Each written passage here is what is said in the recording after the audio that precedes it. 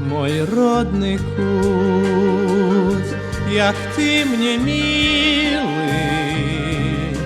забыть тебе не маю силы.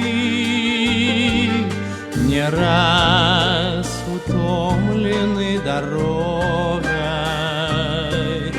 життем весны моей убогой.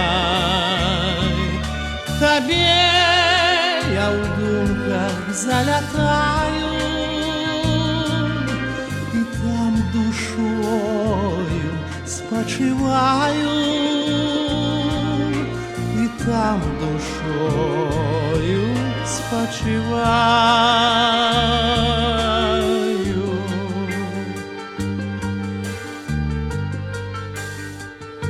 Вось як цяпер перадо мною стае куточак той прыгожак,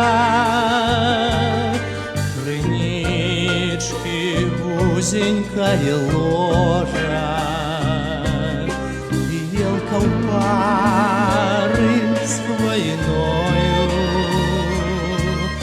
Обнявшись тесно над водою, як молодые в час кохання,